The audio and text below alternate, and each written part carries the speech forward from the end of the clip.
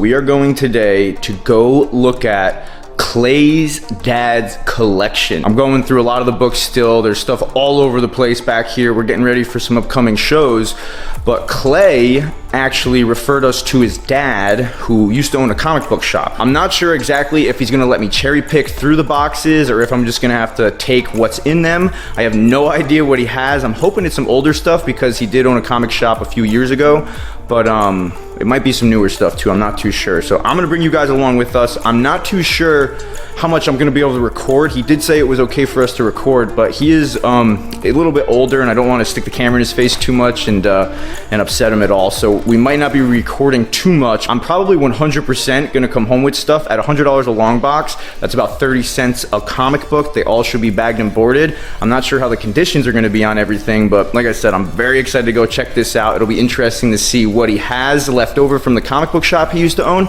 and I hope you guys are excited for this video. Hit that thumbs up button and we'll bring you back once we get there. All right, we just pulled in. Look what I see. A huge like container full of comic books. I think that's what we're looking at today. Well, that might be him right there. Let's go say hi. Wow, this is really cool. It's like styrofoam insulated in here. You got all the comic books. The left side and the totes are all toys and action figures. You used to have a comic book shop, right? Yeah. Clay was saying, what was the name of your comic book shop? Clay Warren's Comics and Collectibles. How long ago did you have that open? We were open for 3 years, and I have a roofing company as well, and it was too much for me. Putting in too many hours a day, so I had to close the comic shop. Everything did good, but I just couldn't keep up with it. These in here are the more premium, higher dollar books. These 45 here, these are the $100 boxes. Those I haven't gotten to yet. That back there is more toys and collectibles. Wow, this goes all the way. This is a huge container. Yeah, it's 40 feet long. And it's not even that hot in here. You'd think it'd be a lot hotter. Wow, look at all the old Teenage Mutant Ninja Turtles. Were you looking to sell everything together? Or like all 45 at once? Yeah. I don't know. I obviously won't be able to bring everything with me today because I think I can only fit maybe 15 to 20 in the car probably today, but I would love to take a look at everything and then see what I can come home with. Are you just trying to get like sell the whole box as it is? Would I be able to as is the box? Yep, there's so many. Yeah, there's a lot of books. I guess it's all just kind of different stuff, right? Yeah, anything from $1 up to $10 is what the average is that I had them priced out at the stores. Okay. And I got stuff in one of the sheds in the back where I keep a lot of my slabs and CGC, things like that. Oh, you do have CGCs? Oh, hundreds. I believe in protecting the old stuff. Anything. I've even got .1s and .2s, 2.5s, but they're older books. What are you looking to do with these boxes? Sell these as... I'm going to sell these as well. If you wanted to look through some of these. Are these going to be like single books or they're all single books, and if you wanted to pick and choose what you wanted here. Some variants and stuff. A lot of them are older. Looks like we're gonna have to just pick a box and go. Let me see if I can find some ones with anything super cool. Do you know if there's like obviously the Spider-Man stuff, or do you have anything like that in here? I do. I have tons of Spider-Man. I've got Amazing Spider-Man. I've got where did I put? There's X-Men, Uncanny X-Men. Looks like everything's in pretty solid shape too. Everything's bagged and boarded. Yes, that's something else I believe in, taking care of the books. Sergeant Rock. Sergeant Rock. Surfer. So here, and I don't know where the Spider-Man are, but I'll take a look through everything. I'll find them, I'm sure. I'll just dig through. I mean, I'll make sure everything's nice and neat, and I'll put it back. Just take your time and whatever you need to do. All right, so we went through this entire section. As you can see, I moved everything from over here. Now it's all over here. I am sweating, but we went through all the boxes. I managed to find 1, 2, 3, 4, 5. How many do I have here, actually? 1, 2, 3, 4, 5, 6, 7 boxes. So at $100 a box, that's $700. Gonna back the car up and we'll get everything loaded. And then I'd love to check out inside your house and see some more of your personal collection and some of the slabs and stuff you have. Oh wow, very similar to Clay's with the yeah, like the wall racks. Yeah, you got your favorites up here. The Predator, Warlock. Oh, so he had one of these too. This was from the shop you used to have, right? And he got a 9.8, and I gave it to him as a birthday present. My favorite would have to be this one because it was signed by Jerry Siegel, the original creator of Superman. I've had that for 15 years, maybe 20 years. How long have you been collecting? Almost all my life. I started before I was 10 years old. I don't know how old I was, but at that time, I told you earlier that I came home from school and my mom gave away all my comics to my cousin because she thought I needed to grow up and become a young man and stop messing around with comic books. So then I had to start all over again. I just got this one. First Punisher. Yeah, that's a big book right there in a 6.0. So that's the second appearance of Loki. And I got the rest of my Amazing Spider-Man. You got a mixture of modern with old stuff, so you like the modern stuff too. Yep, I do. Are you a Gwen fan like Clay? Yep. First Black Chrysanthemum. This is signed by Kevin Eastman inside. Now I love my Ronins.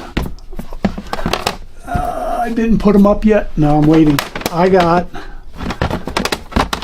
a #1 signed 9.9. Oh wow, that's actually really sick that it's a 9.9. Yep. Those thicker books were super easier. rare. Yeah. When I had it, there was only 50 of them in the world. I don't know how many there are now. You'd have to look it up. And I got the whole set whenever I sent them off and had 6 signatures done. I had 1 through 5 all done with the 6 signatures. Did you give one of these to Clay? I remember he had one of these too. That's awesome that you guys share collecting together and that you guys are into the same stuff. That's number 3. Another Surfer #1. Which was your top book when you were a kid? Like, what were you really into when you were younger? Thor and Silver Surfer. Yeah, they were my favorites. And then I got into an artist by the name of Frank Frazetta who did Gothic art. Oh my God. Yeah, Clay was actually showing us he has a really nice collection. He started doing books and he started doing comics on his own, and I got everything that I could. And I still have them in a box somewhere, probably out there in the other shed. Original, I got Giant Size X-Men. That one's very hot, sought after. First appearance in a 2.5. I know, it's only a 2.5 and a 3.5, but like I said, the older books, I like to protect them. I got 2 boxes of these. Wolverine 1 through 100 and 1 through 4 of the original series of Wolverine. And then all 100 issues. Oh, that's a whole 1 through 100. Yep. Oh, that's really nice. Are you going to sell this complete, or are you going to like... I'm probably going to sell some open, but I want to sell a complete box. Oh, there you go. It took me years. This is the nice one here. Try to get it without all the books falling out. And then, do you have issue number 8? Yeah. Oh, there you go. But I have 20 books that I'm sending off, and they are like really good. I got first Conan. I don't have #1 of TMNT from the original series, Eastman and Laird, but I have 2 and 3. And I'm sending, and 4. You got your press over here too. Do you do a lot of your own pressing and cleaning? Yep, I clean them and press them as much as I can. Man, this thing is like an old school one here. And I gave Junior mine. He's got one just like it. Just 1 book at a time, and put them in between here with the paper. And this actually holds them better because the inside of here is kind of like a rubbery material. It's too soft. It's more for t-shirts. Set your temperature here. Turn it on. It'll run up to 195, and when it gets there, it'll beep. Clay and Brandon were the oldest 2 in the family, so I would take them out every Friday, and we would go out to the local comic book shops. Like in Edgewater, there was one called Genesis back in the 90s. So I used to take them there every Friday. And then when they got older, they started working. They still wanted to go. So we made that a family thing every week. And then when my other kids got older, they wanted to go. I've only got Junior that really, really loves it like I do. Brandon, he is a tattoo artist, and he got his inspiration from a lot of the comics. So he still collects. Clay was actually telling me that too, how you used to do artwork. Yes.